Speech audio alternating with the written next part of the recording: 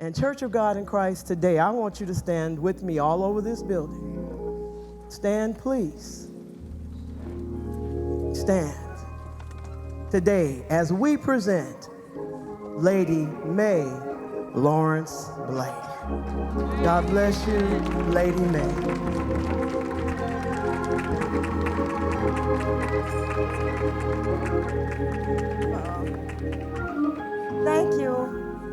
Thank you, Lady Macklin, for such an awesome introduction. Thank you so very much. You may be seated now.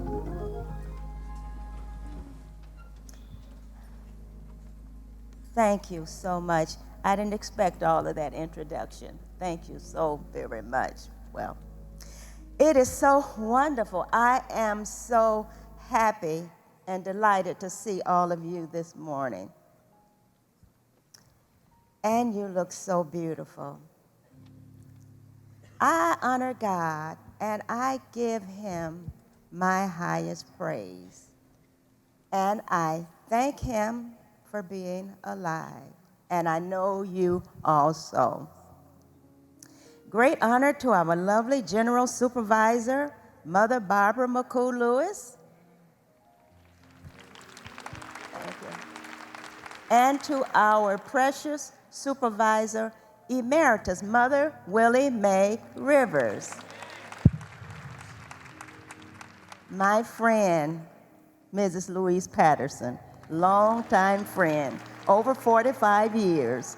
Thank you so very much. And high regards to you, Madam Doris Brooks, General Board wives. I'm happy to see all of you. And Mother, Mrs. Dr. Juliet White.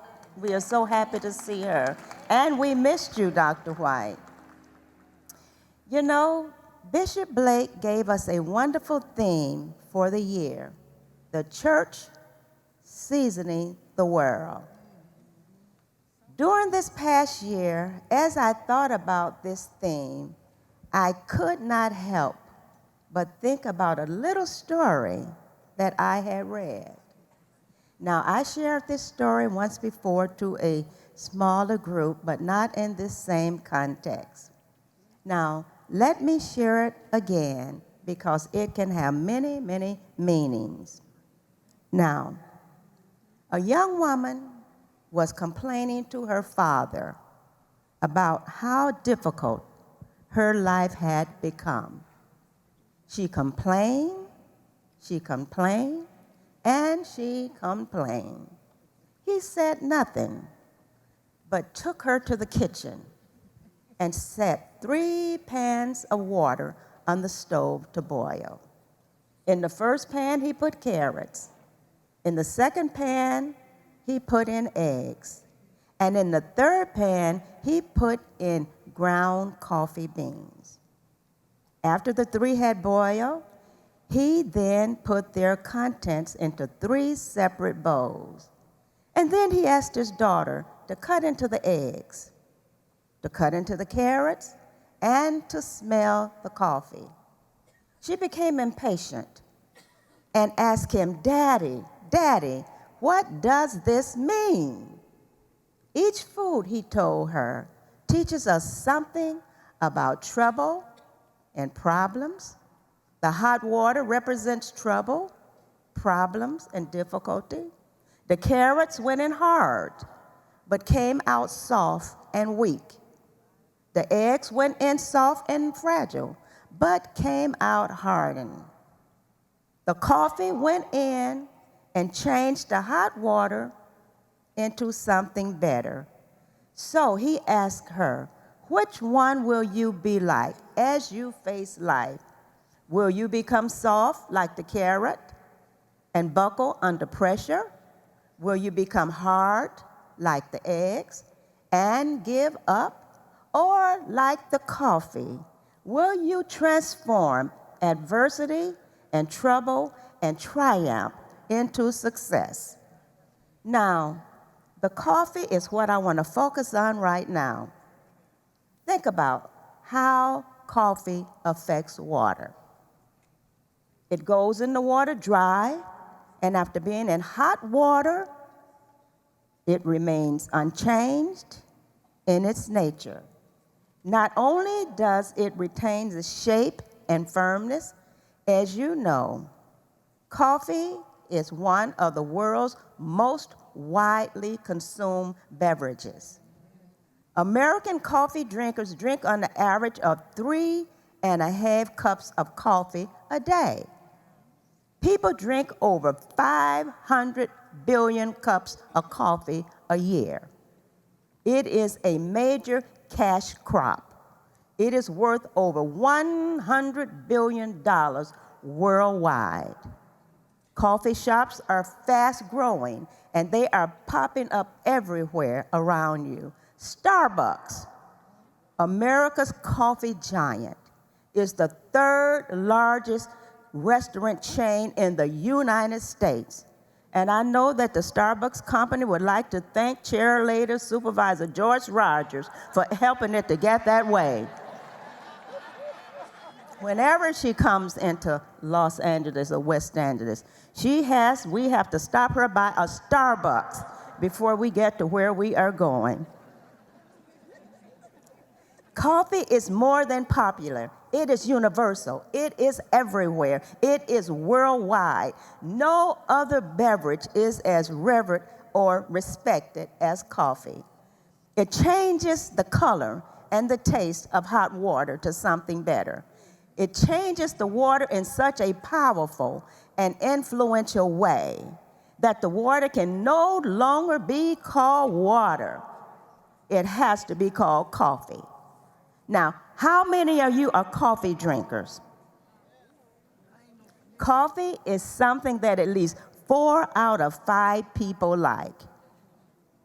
And in some cases, it has such a strong draw or taste attraction that some people are so, well, I don't want to say addicted or dependent, but they just have to have their coffee before they start their day. It is a household name in homes and families. Now, years ago, Bishop and I decided that we would take our 3 little children out to dinner.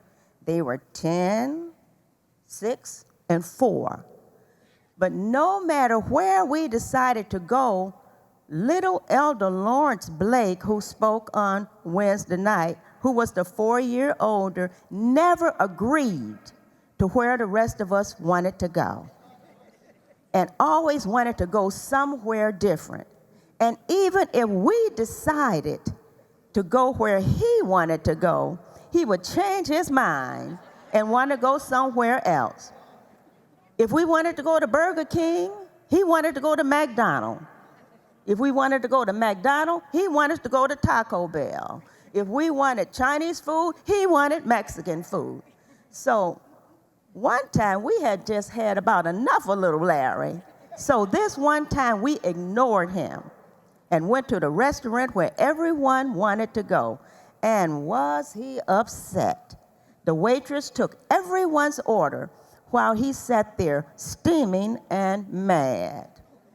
So she took all of our orders, and so she got to him. She said, "Now, little fella, what would you like to eat?" And he was so upset and so angry. He looked up at her and said, "I don't want anything on this menu and in this place. Just bring me a cup of coffee."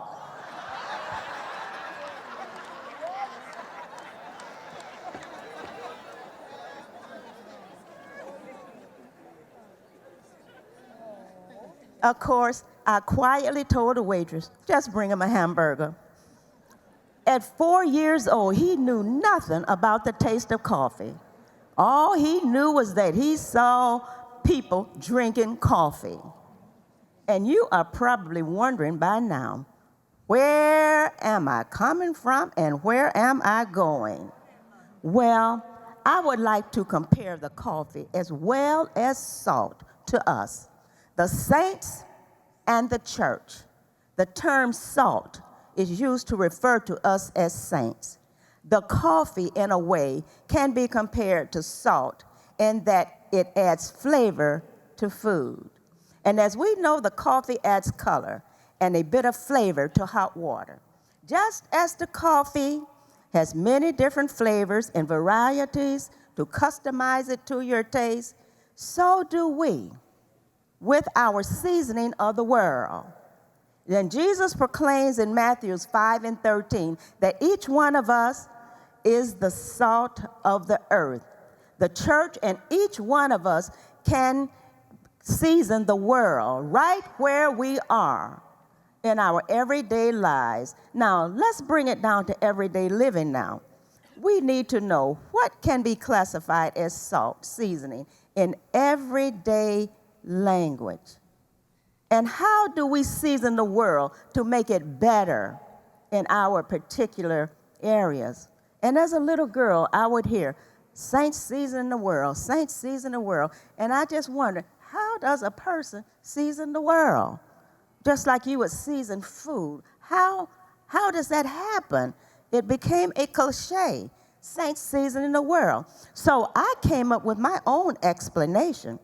And I personally feel that the fruit of the Spirit found in Galatians 5:22 can be classified as salt seasoning and can be our salt shaker. We have many different varieties and seasonings in our fruit of the Spirit salt shaker. We have love. Love is a seasoning. Joy, radiating joy to others, is a seasoning. Peace, being a peacemaker and not a peace breaker, is seasoning. Patience, enduring, tolerating, and suffering some of the things and putting up with difficult people, that's seasoning. Kindness, thoughtfulness, helpfulness is seasoning. Sympathy, compassion, goodness, integrity, honesty, decency, righteousness. All of these are seasonings that you can use on others as you come in contact with them. Faithfulness, being reliable, loyal, dependable. Gentleness, being calm and not harsh and rough. Self-control, having strength, restraint, and discipline over your mind and your tongue and your actions. Kind words and smiles are seasonings to discourage persons and those whose lives have no meaning. The following, I feel, are also good salt seasonings from our fruit of the Spirit salt shaker. A peaceful attitude can counteract cruelty. Our good deeds and actions can counteract wickedness. Our optimism can counteract hatefulness. Our kindness can counteract unkindness. Our love can counteract. Our love can counteract hatred. And our bright light is a seasoning that can counteract darkness and spread sunshine in our area. Now, Matthew 5:14 says, "Ye are the light of the world." And Matthew 5:16, "Let your light so shine before men that they may see your good works, and that they may see you seasoning the area where you occupy, and glorify your Father which is in heaven." Now, our love for Christ ought to be contagious. Win people and make them salty like us. We are the good tasting salt of the earth. We would be able to season the world.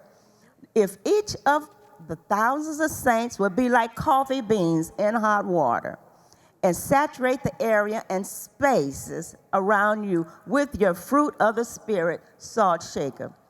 What do you think our surrounding areas, our families, our places of employment would be like if each one of us would season from our own special fruit of the Spirit salt shaker? We would be able to season the world through osmosis. There are so many people who receive so little joy from life. Nothing they experience is really enjoyable or fulfilling to them. We saints and the church can change everything around us until we cover the world with our good flavor. We have the ability to make life positive and pleasing to people because of our seasoning that we impart to them. And like salt, coffee, latte, tea, whatever. You change lives around you into something better because we all have seasonings within us that we can sprinkle on someone else. And as we season those around us from our fruit of the Spirit salt shaker, we saints can change the world.